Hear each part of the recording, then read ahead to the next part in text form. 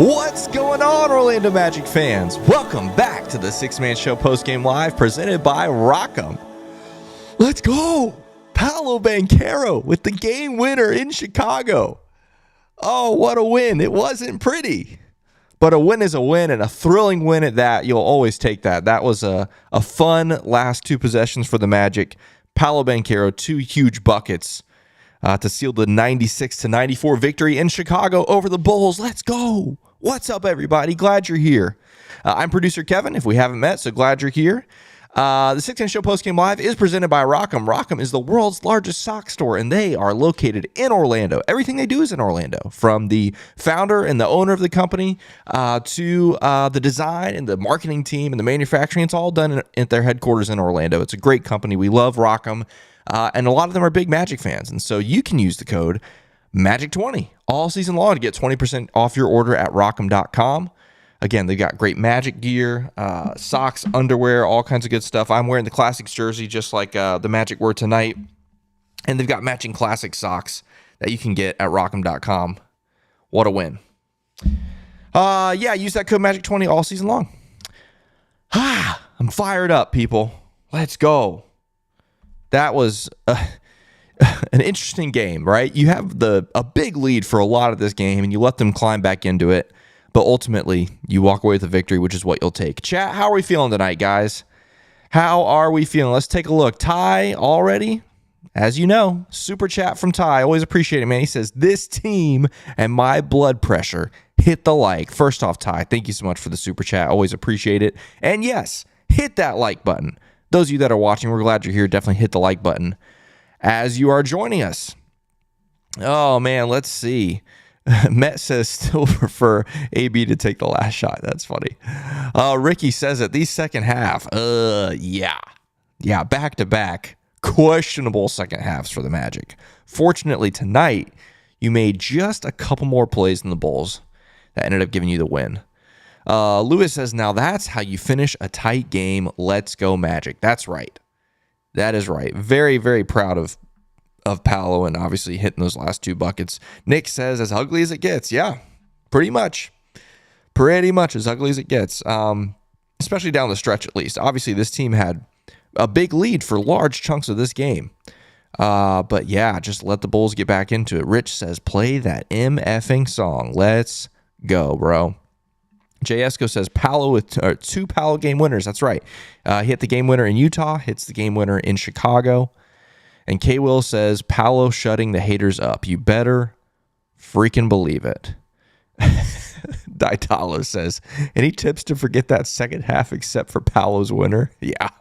I'm going to watch that Paolo game winner over and over and over again tonight and tomorrow morning probably. And that'll wipe away the second half for me.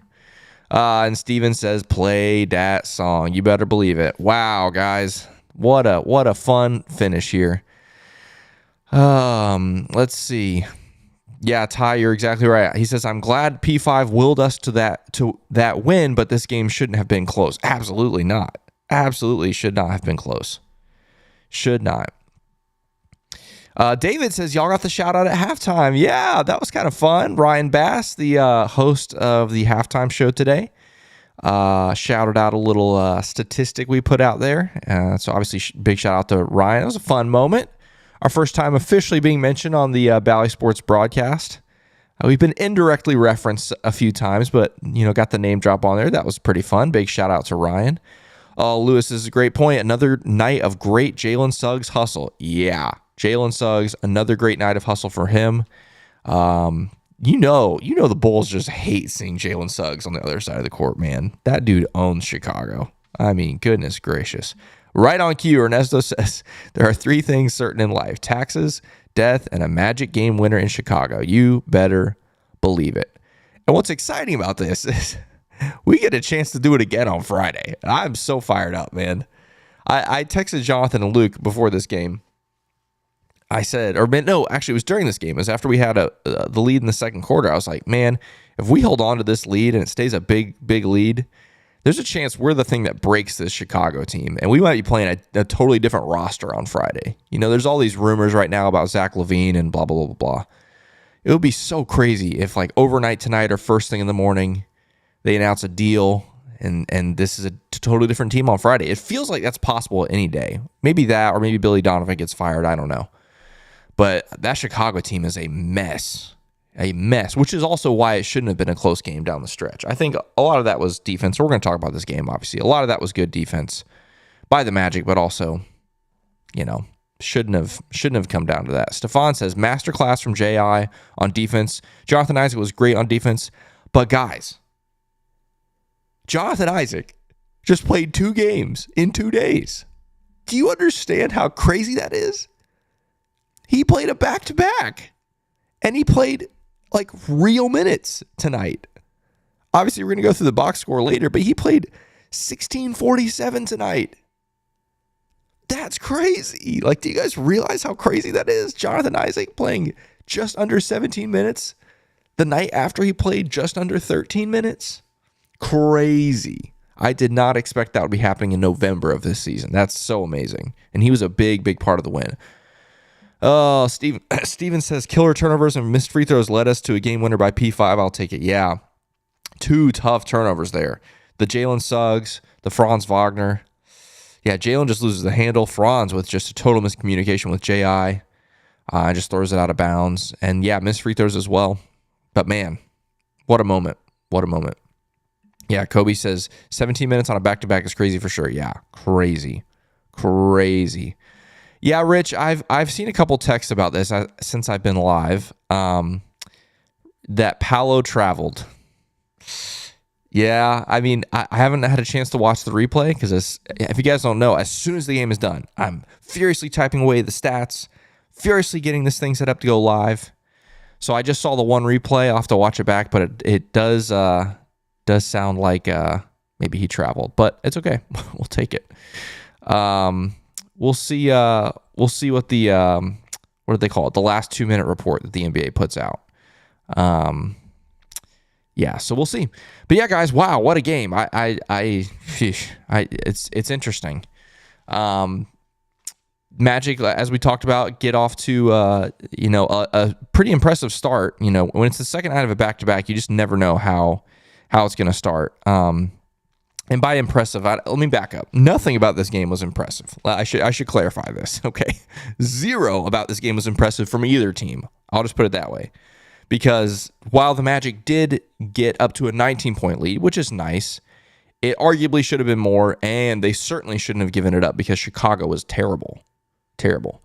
Ty says, if Paolo traveled, thank you for the super chat, Ty, but he says, if Paolo traveled, Caruso foul. That's fair. I like that. But yeah, I just wanted to clarify. Everything I'm about to say, nothing was impressive about this win, especially offensively. Obviously, it ends 96-94. I mean, that's a mess in 2023 NBA standards. But yeah, it's just interesting. It's just such an interesting game. Gosh, the NBA is so funny. So it's 21-21 after the first quarter, but then the second quarter is where the Magic make their big run and end up with a 17-point halftime lead, holding the Bulls to 12 points in the second quarter. If you're asking me, that's where the game should be over, because you should go into the third quarter and just continue with how you played in the second and put this game away. And by the time you get in the fourth quarter, the game's over and we can play, backups and all that kind of stuff. But that's not what happened. Of course, the third quarter bites the Orlando Magic again.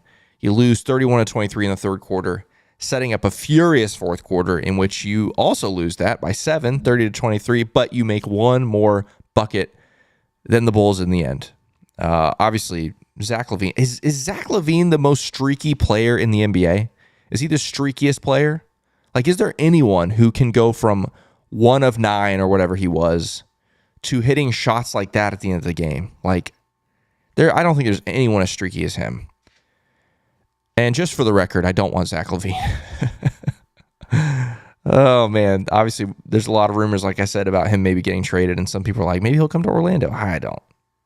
I'm okay without him. He's too streaky for me. Too streaky for me. Let's see what we got here. Michael says, good night from Ireland. Thanks, Kevin. Hit that like button. Go Magic. Good night, Michael. Thanks for staying up and watching the Magic and staying up and hanging out with us for a little bit here on the Six Man Show Postgame Live. Bo says it. Goga played very well, IMO. Yeah, Goga was great tonight.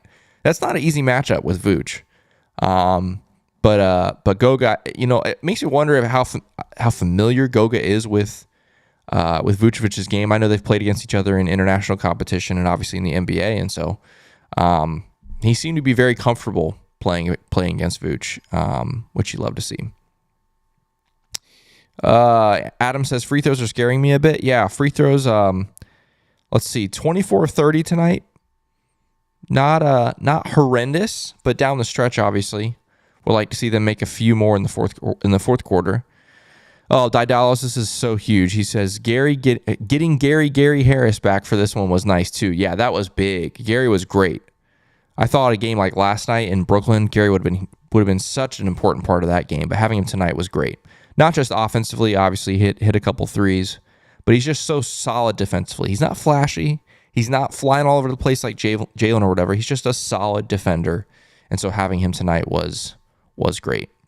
Another super chat.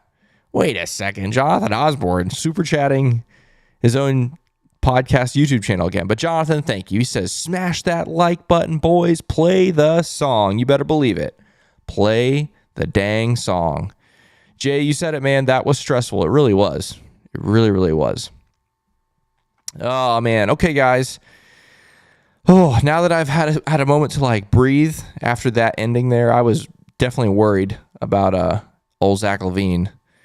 I was worried the Magic would miss and leave extra time and Zach LaVine would, do something at the end. But obviously, credit to Paolo. I'm very fired up about that. Now that we've had a second to breathe, I think just kind of big picture stuff from this game. It'd probably be good for us to look at the box score. That always helps me kind of evaluate and recap what we just saw. So let's take a look at it.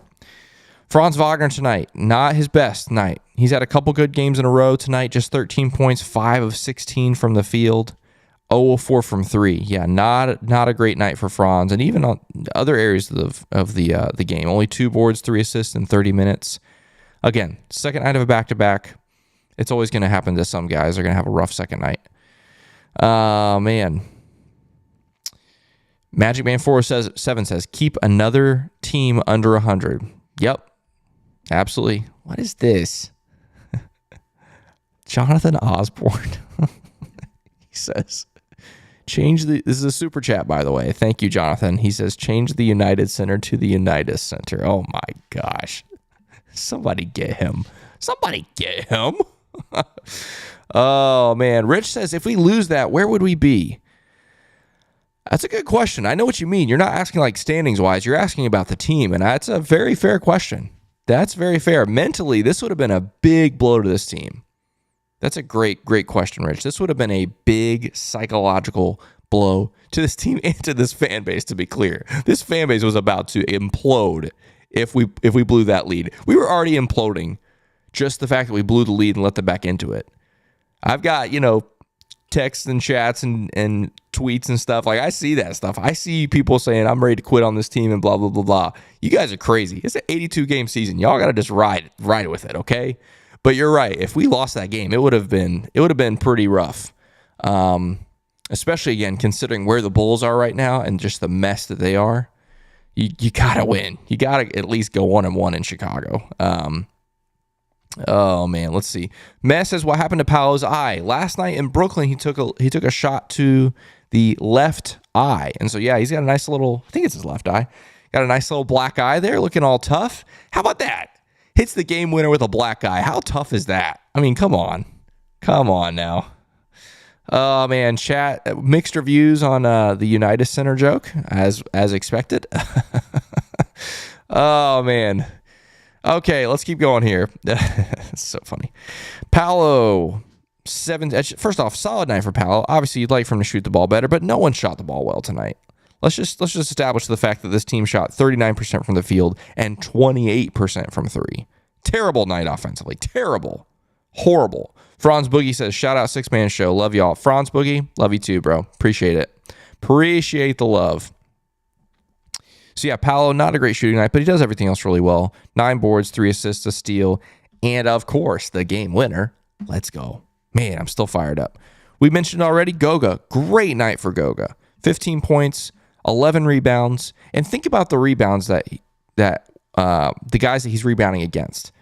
Nikola Vucevic, Andre Drummond, two of the best rebounders in the game.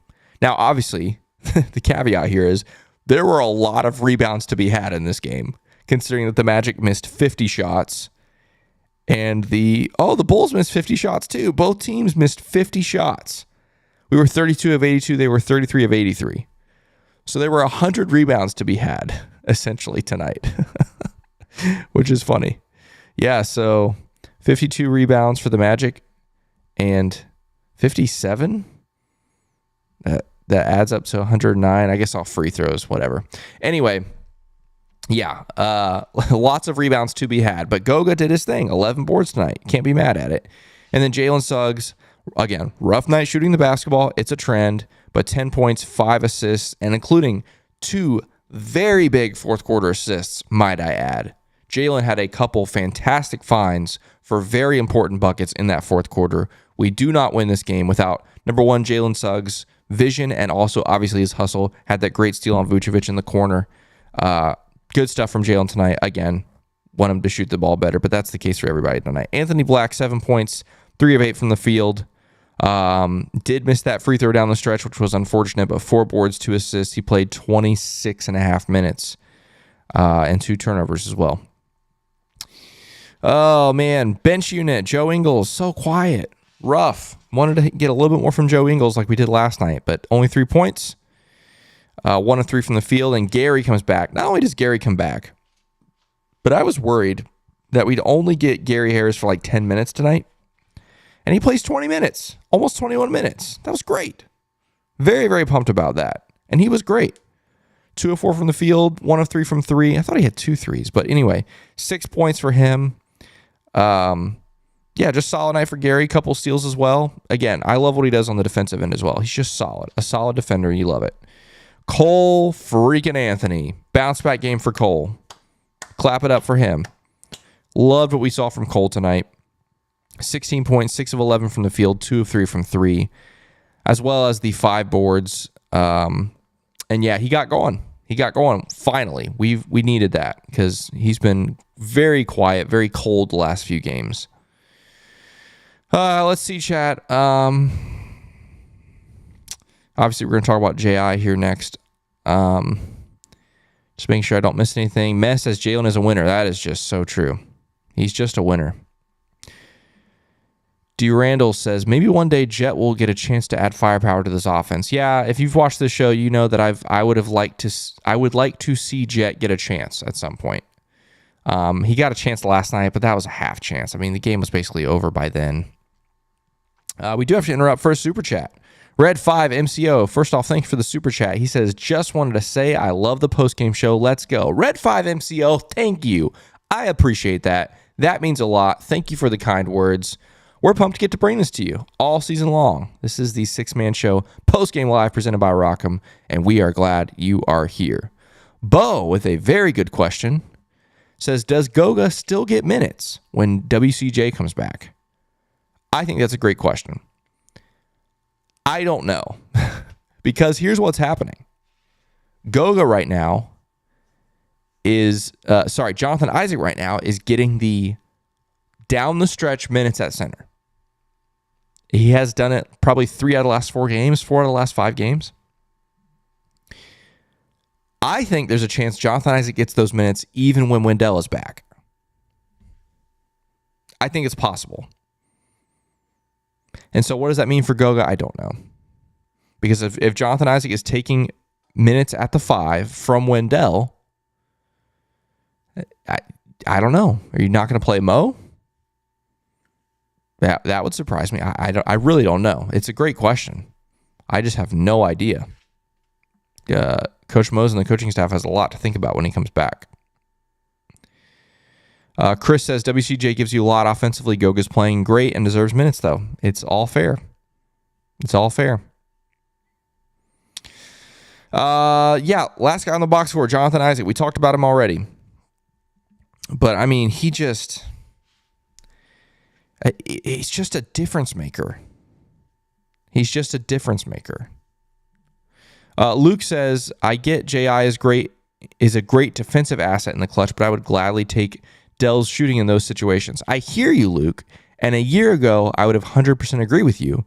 But let's not forget how Wendell has started this season offensively. He has been a shell of himself. Now, if Wendell is playing like Wendell of last year, to me, it's not a debate. Now, Jonathan Isaac needs to shoot the ball better, okay? Like, let's not get that twisted. We're definitely hurting on offense when he's shooting the basketball right now, which is unfortunate. But defensively, I think the pros outweigh the cons, and he's still a net positive in all. But you're right. If Wendell is playing Wendell basketball offensively, to me, it's you can have Wendell out there. But yeah, J.I., he's just a difference maker. He also gets 7 boards in 16 minutes. Again, there were a lot of rebounds to be had tonight, but still impressive for him. And he gets 2 blocks as well.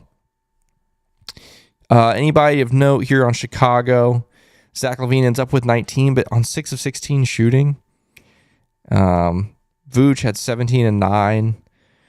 Again, a bad shooting night for everybody, but I thought the Magic's defense was quite good tonight for the most part on the Bulls. Certainly not like last night where Magic defense was not good in Brooklyn.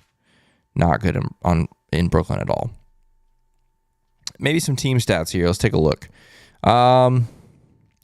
Points in the paint, 44, much better than last night. Or actually not that much better. We had 30. I can't remember what it was. But again, when you consider how many points were scored, 44, take it or leave it. There's that big lead, 19-point lead. Can't believe it got down to what it was, a tie game. Bench points, you barely win that. That's surprising.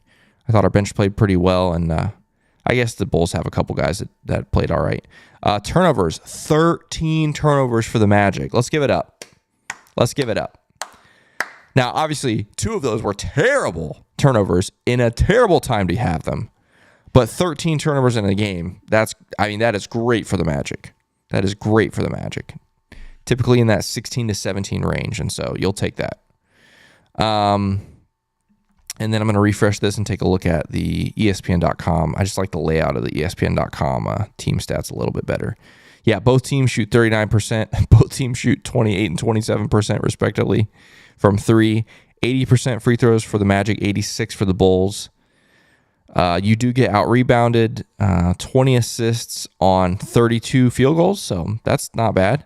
12 steals for the Magic, 2 blocks. Man, ESPN.com says we had 15 turnovers. That would probably sound a little more accurate to me. I was surprised to read 13 turnovers, but I wonder if that doesn't include the 2 turnovers at the end. Obviously, we'll see how it looks in the morning when they get all these box scores squared away. Yeah, we talked about points in the paint already. 21 fouls and that largest lead, 19. So not a pretty game, guys. I mean, let's just call it like it is. Not a pretty game. That was an ugly, ugly game. And it got even uglier in the fact that you let them get back into the game, a game that you really should have put away a lot sooner. A couple more things tonight. We'll look at the standings. We'll look at scores around the league. And then we'll talk about Friday's game, man. Friday's a big, big night. But before we do that, I do want to remind you about Rock'em. They are the presenting sponsor of the Six Man Show Postgame Live. I want to show you some of the festive holiday gear they have on offer at Rock'em.com. If you're looking for some Christmas gear to wear for the Christmas holiday right around the corner, I really wanted to scroll down to these. Look at these boxers right here. These are spicy. I like these Santa ones a lot. So if you're into kind of, some festive undergarments, this would be a great place to shop for them. I also wanted to show you, I don't think we've looked at NFL stuff since we've been on this show. I'm a Buccaneers fan, for better or worse. And so obviously they have some creamsicle stuff for this year, as well as some customizable ones, and then they do still have some Tom Brady stuff in here, which, is timeless. And then the last one I wanted to show you, Orlando City, still flying high in MLS playoffs. And of course, they also have some Orlando City stuff in here as well. So a few stocks available. But yeah, I always recommend that you use that code MAGIC20 at checkout at Rock'em.com to get 20% off your order all season long. Didalo says, how are the Bucks doing this year? We don't need to talk about that. We can talk about it different. Something else, maybe. Let's talk about some other scores in the league. Didalo, to answer your question, we're doing exactly how I expected we would do, which is just not great. Not great. We're gonna look at the scores. Let's look at the scores around the rest of the league. We're gonna look at the standings because once again, your Magic are above 500, which is amazing. And then we are going to talk about Friday because Friday is big. Look at this. Banchero sinks game winner over Caruso for Orlando in Chicago, 96-94. Let's go. Let's come down here to the Eastern Conference games that are done. Bucks beat the Raptors. They had a much bigger lead than this for most of the game. Celtics beat the Sixers. Sixers have lost 2 in a row now. They lost to the Pacers last night, Celtics tonight. Knicks just barely get a 2-point win over the Hawks in Atlanta. That's interesting there because now we're all going to be pretty much tied or a half game back there when we look at the standings. Mavericks continue to roll, man. Wizards are terrible, but they win 130-117. Cavs are leading the Blazers right now. Kings are leading the Lakers. The Suns are up 21 over the T-Wolves. And yeah, there's that Magic score again. So let's take a look at the standings. Your Orlando Magic. Wow, look at this. 1, 2, 3, 4 teams tied at 6 and 5 right now, ranging from the 6 seed to the 9 seed. So the Magic right there in the thick of it. And as we'd expect, we talked about preseason, a lot of teams that we expected to be in that same stratosphere as the Magic when it comes to the final standings. Some of the teams started really slow, some of the teams started really hot, and it's starting to balance out as you would expect. In that range, we've got the Raptors, the Magic, the Hawks, the Nets. I mean, those are the exact teams that I had in that range. Adding in the Bulls as well, I had them as well. I had the Heat in there as well. The Magic are 1 game back of the Heat, and now 2.5 games ahead of the Chicago Bulls. Man, that's crazy. 6 and 5. Rich says this. 6 and 5 is light years ahead of last year. Yeah. That's what's interesting is, again, a lot of Magic fans pretty frustrated with tonight and last night, and rightfully so. Last night was very frustrating for me. Tonight, sure, there are things that are frustrating, but all in all, it's just a messy game, just a gross game. But here's where I am. It's just so much better than last year. It's infinitely better than 2 years ago. So this whole idea of guys getting so frustrated. We're 11 games into the season, guys. 11 games in. This is still a very young team, one of the youngest in the NBA, and we are still at or above 500. This team has not gone under 500 all season long. You start 2-0, and you go 2-2, 4-2, 4-4, 5-4, 5-5, now 6-5. This team continues to put together wins. Man, I love this. I interrupting my own speech. We could be 11-0 if we won all those games. He says, yeah.